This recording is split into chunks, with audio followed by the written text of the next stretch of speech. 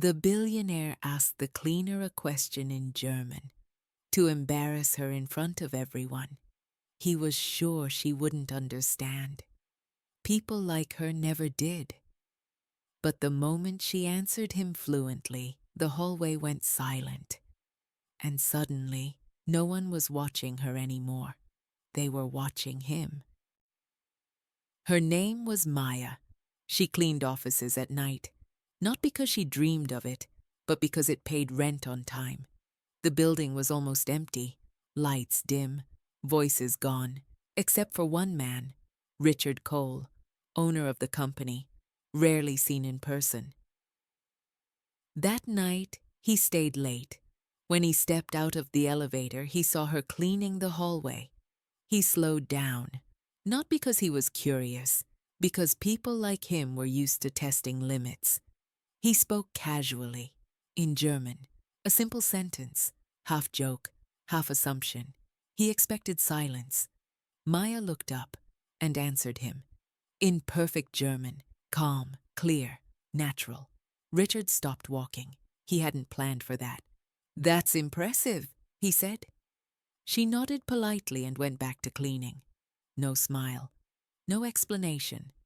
That unsettled him. The next night, Richard stayed late again.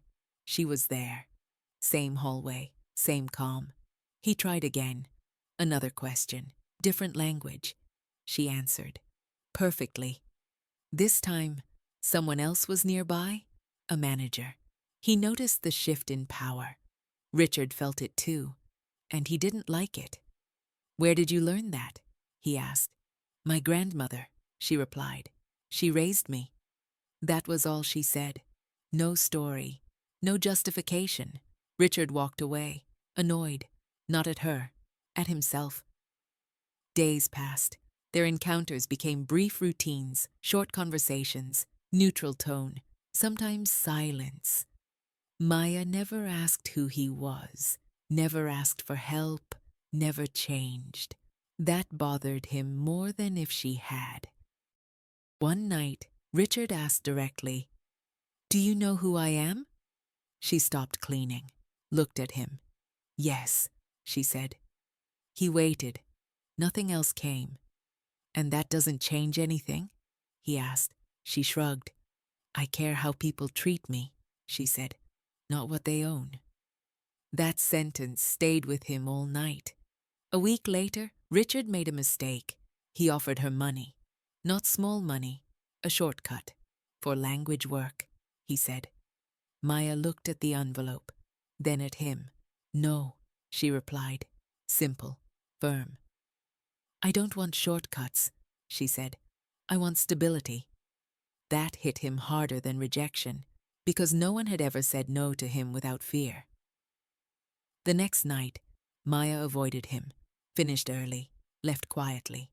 Richard noticed, and for the first time, he felt something unfamiliar, regret.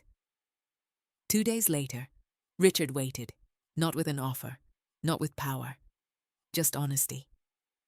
"I was wrong," he said. I wanted to feel smarter." She looked at him. "You did," she replied. Silence. Then she added, "But people who learn don't stay small." That was the moment he changed, not instantly, but genuinely. Their conversations changed. No tests, no games. They spoke about life, about choices, about starting over.